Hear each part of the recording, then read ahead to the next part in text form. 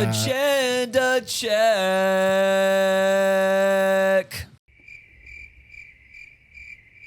Okay, thanks for that. I didn't know we had an intro. Let's start with one that you mentioned right there, but Paul Rothrock. There's been some talk, there's been a lot of talk as to who the starting wingers should be on this team, and I think ultimately it's going to be a mix and match rotation. That's what it seems like.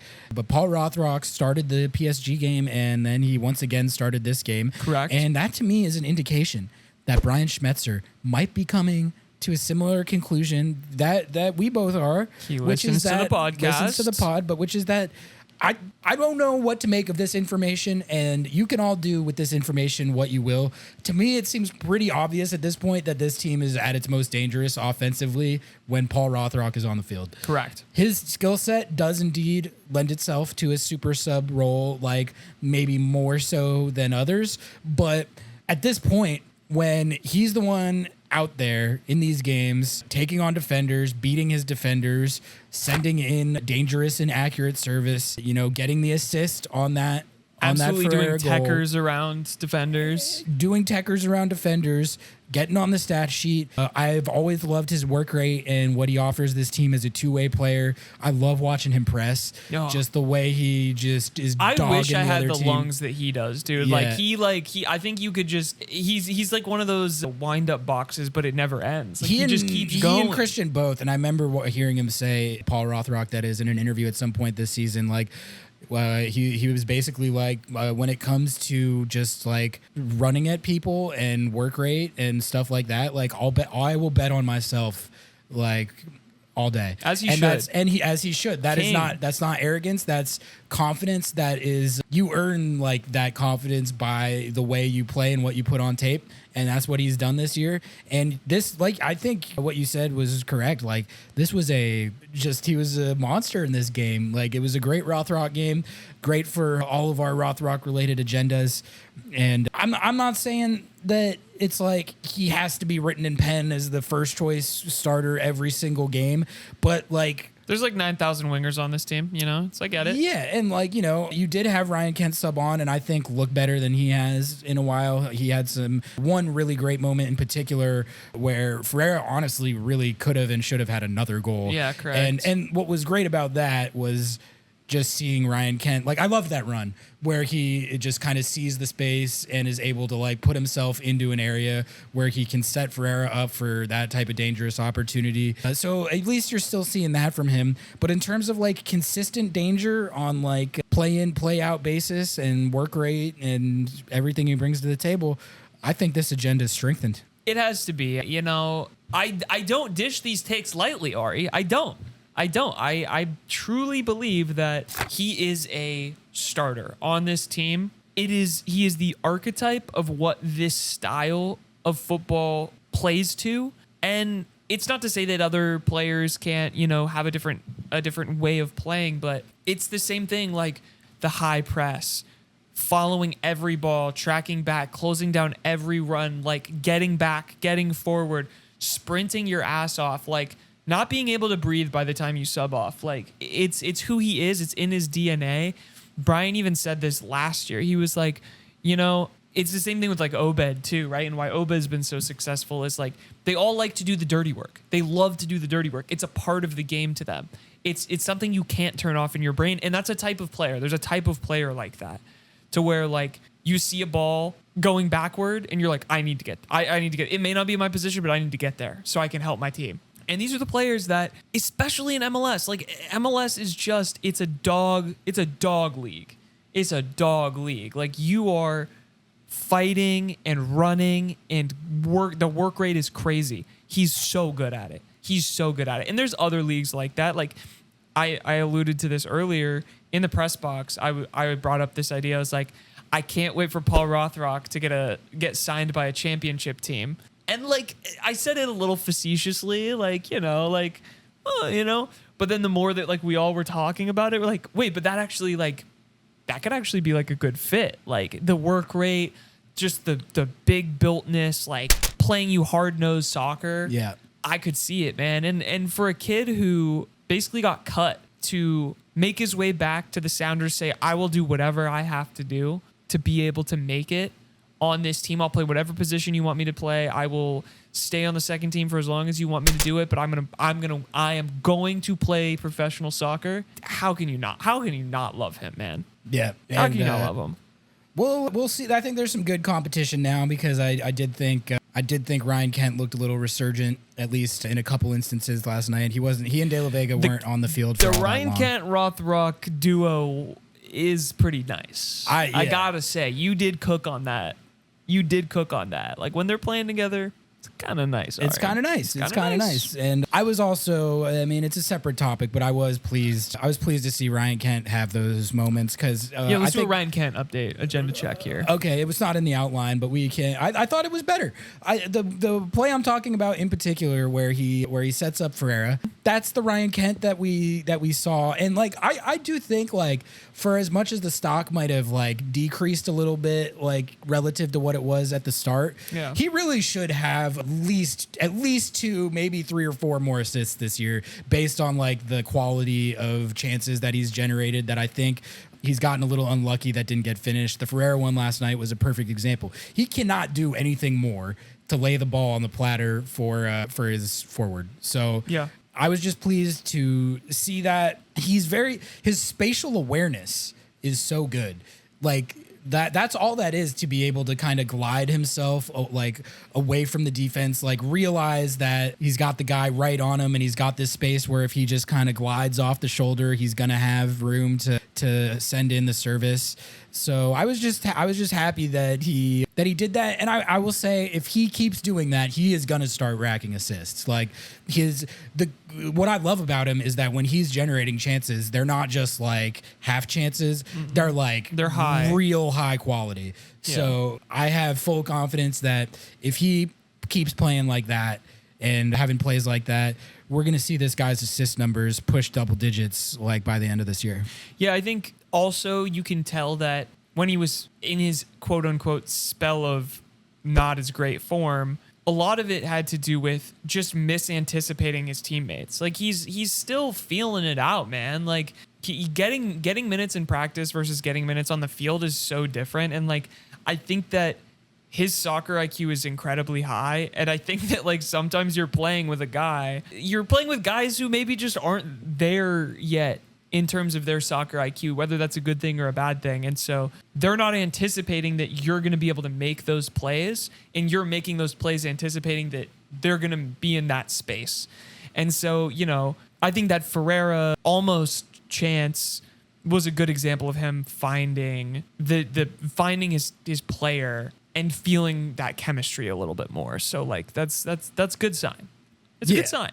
It was definitely, I was encouraged by what I saw from his brief cameo, mainly related to that one play, but just how he looked like spry out there, which was good to see. Pro Ryan Kent pod. All right, our next agenda. This is a victory lap for me. Yeah, this is your agenda, so I'll let you just cook on this. I've been saying this. I've been evangelizing it. I gave him man of the match a few times. Alex Roldan is actually quite good agenda. I think that I've seen this circle, this swell. There's negativity around my boy. There's been like offshoot brigade on this. It's very odd. It's an odd group of individuals doing this. And it seems to me to be separate than the like normal brigade. Yeah, like they don't really care about him as much. Yeah. But for me, dude, he's a good player, man. He's versatile. He works hard. He gives you things like being an emergency center back and basically playing perfect. Are we going to debate anymore that this guy is not a very talented soccer player and a really good addition to this team? Whether you want to argue KKR should be starting ahead of him or whatever, blah, blah, blah. I am very glad that he is on this team. And I think that it's time that the rest of yous start putting some goddamn respect on his name. And that's how I feel. Ari. And you've been saying it for a while, to be fair. So, no, I mean, I think if there's any game that demonstrates his value, it's this one. To be able to be down to your 7th, 8th choices at a position and to be able to keep a clean sheet, like especially with that position in question being center back, keeping a clean sheet. And they were testing him. Like, Austin FC didn't bring a lot on offense in this game, But to the extent that they did what I would have done, which is hit long balls at number 16 and make him deal with it. And again, so much of playing center back, yes, it's 1v1 defending, but it's positioning and field awareness. And I thought he was on point every time they tried to test him over the top. He got to his spot, beat the runner there, and got that shit out of there. So and it was tight too, because you got to see Kalani play out wide while Alex was still on the field too. So it was an interesting wrinkle. I think the extension agenda of this is Alex Roldan as a center back agenda. Alex Roldan CB agenda. You got to listen. Yaymar's getting older. It doesn't seem like Yaymar is particularly close to getting back. No. Kim Ki-hee, I'm pretty sure. It seems like he came back too soon to try and put it in for the Club World Cup, which was admirable. But I don't know what his status is as far as how long he's going to be out. They will have Nouhou and John Bell back from suspension, so I think John Bell. I would rather start John Bell. He was balling in the Club World Cup. He really was. He was one of the underrated. He and Jackson Reagan. Like in the PSG game, man. His stock had been down, so. And yeah, like they really put it in against PSG. Also, like sub agenda, Jackson Reagan agenda. Dude, he looks like he's back and better than ever. Like he looks like, dude, he's a monster. The long passing, it's such an asset to his height. Like when he's dealing with long balls when people try and go over the top against him, I'm like, okay, you're like, good luck, buddy. Yeah, like have fun. Have fun with that. You should probably just scrap that one from the game plan because my guy is 6'7" and he is going to get his head to that before any of your little attackers are going to run onto it. So please keep hitting those long balls over the top at him. But yeah, no, that's a good sub agenda. Next one we got. This one is one that's not even necessarily from us, like as far as its genesis. Yeah. This is one from you, the people, and it's the Christian Roldan for the USMNT agenda. Hey man, like if you're debating that at this point, then you're just not watching the games. I don't think you ever were, but like go watch the tape. I'm gonna be the watch the tape guy. Watch the tape. Put it in. You do this. You go. You dust it off. You put it in the VCR. I know a lot of the people. Silent tape. Yeah. I know a lot of the people, who are on this anti-Christian Roldan thing don't even have a driver's license. But that said, it's a VCR. It's got a tape. It spins. You put it in the thing. Got the tube TV. All right. Gets a little warm, staticky. You feel it? Okay. Watch the tape. Watch the tape, buddy. Watch the tape versus Atletico Madrid, PSG, and Botafogo in the Club World Cup. And you tell me who was one of the best players on the field, if not the best player on the field. I think there's a strong case to be made that in a game featuring the Seattle Sounders and Atletico Madrid, the best player on the field on either team was CR7, Christian Roldan. If you don't agree with me, watch the tape and tell me why I'm wrong. You're not going to be able to. He was an absolute dog, absolute monster that whole tournament on a level that is higher than the level, let's be real, that is higher than the level that he would be playing at if he was playing international ball. Which, look, I don't know if they're going to do it. Maybe there's some argument to be made that because he's 30 now, by the time World Cup rolls around, he'll be a year older than that. But as far as what players in the USMNT player pool are in the best form at that position at this moment in time, if you don't put Christian Roldan in that discussion, I have no idea what you are on about. Brother, if you're telling me Johnny Cardoso or Luca De La Torre, I guess he's having a good year. He's having a good year, but if you're going to tell me Johnny Cardoso, I love your Cardoso, is better than Christian Roldan, I got some shit to sell you, buddy. I got some shit to sell you, okay? I watched the tape on that one. Yeah. Let me know how Johnny C's last USMNT caps have gone. Yeah. Not that hot. And I'm telling you what, horribly bad. I'm gonna tell you what. There is no. This was a Jeremiah Oshan certified hood classic here. There is no national team in the entire world better than PSG. There is no national team better in probably the entire world than Atletico Madrid. And most national teams in the entire world are not as good as Botafogo. Was the man of the match in the Botafogo game. Man of the match in the Botafogo game. And for either teams, even though they lost, like statistically speaking, all of that. Probably the best Sounders player across all of those three games. Oh, easily. What are we doing? What are we talking about? He should be captaining. He should be captaining the U.S. men's national team. You want to talk about these little shitheads who don't like to work? They don't like to go to work. Oh, poke. I can't go to camp because I gotta go with my girlfriend to go play golf. My name's Christian Pulisic. Oh, I'm tired, buddy. You know who shit? You know who's not gonna say that shit, Ari? Tell him who's not gonna say that. Christian Roldan. Agenda signed, sealed, delivered.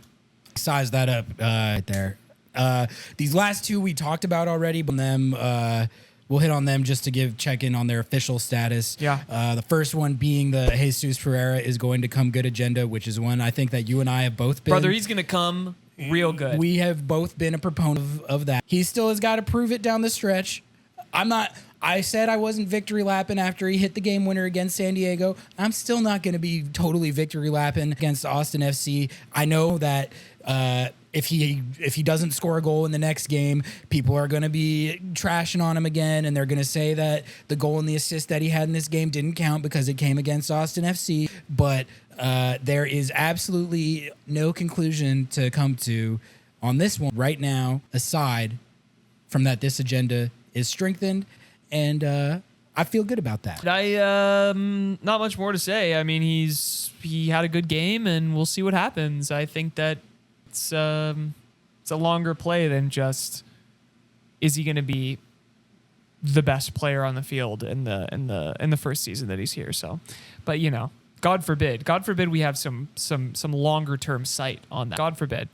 And then lastly, give RBW some starts agenda. Play him some more.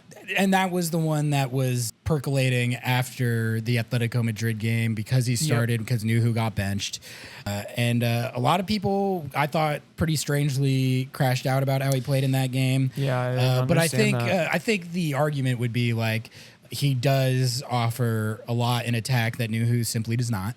And that it could add a new intriguing element or dynamic for this team offensively to have. We've talked so much about the Jovan Jones, Brad Smith prototype that he has not hit that upside yet, obviously. But in a world where he does hit his ceiling and upside, that's what you're gonna get. I think this agenda is just related to giving him run to try and get him to that ceiling and theoretically add a new element for this team in attack.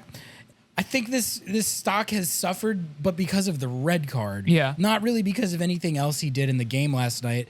But it's like, if you're going to be a carry the load fullback for the Seattle Sounders, you got to be not getting ejected from the game. Yeah, you got to have the mental component on as well. And honestly, I'm pretty tired of watching Seattle Sounders left backs get ejected every goddamn game. Yeah, like can we not? It's a tired bit. It's not a good bit. A good bit. I'm tired of watching Seattle Sounders. It's hacky. It's hacky. Okay? It's tired. Yeah. It's run its course. I'm tired of watching Seattle's left backs commit fouls off the ball that gift goals to Botafogo in the Club World Cup. Mention any names. I'm tired of watching Seattle CBs Sounders lose their mark every goddamn game and then go like this and yell at every other player on the field. I'm tired of watching Seattle Sounders left backs football or like horse collar tackle defenders in Canada for clear as day dog-so red cards that totally chalk any chance of winning a game against a team that just got absolutely slammed in the CONCACAF Champions Cup final. Themselves. Again, not talking specifics here, not going to mention any names, but tired of watching that. And I'm tired of watching Seattle Sounders left backs get sent off in the 89th minute when you're up 2-0 and you're at midfield trying to retain possession and you lose the ball, but it doesn't really even matter that much because you have cover, so like you don't even need to commit the foul that gets you sent off. Tired of that. Yeah. I think everyone involved Ari is tired, folks. Anyone who's been involved in that, I don't want to see that anymore. But I do. I don't know. I think so. All who have been involved, please seek compensation. Please, but I do think that he needs to work on his defensive awareness and positioning. I think his 1v1 defending, he's at least willing to get in there and mix it up. Yeah, he's probably. I think the issue for him, I don't know, tell me if you agree with this. The issue for him defensively is a lot more like getting pulled out of position and then getting beaten behind more than it is when he's in a 1v1 situation getting mossed. Like, is that fair? I think so. Yeah, so that's something that's like coachable and correctable though. But the mental that's reps. That's just reps. But the mental side of it is also something that he clearly needs to work on because this was his second bad red card in the last 2 years, both times coming at a point where he could have theoretically have been getting more minutes, and he's suspended now for the next game. So I don't know. It's tough to know where to stand on this stock because I do think that the potential that he has as like a Jovan Jones, Brad Smith style left back, to me that's quite obvious. Like I think that is that aspect of his game. You've been begging for one of those. For years, 2 or 3 years. Agenda checked. And that RBW is that.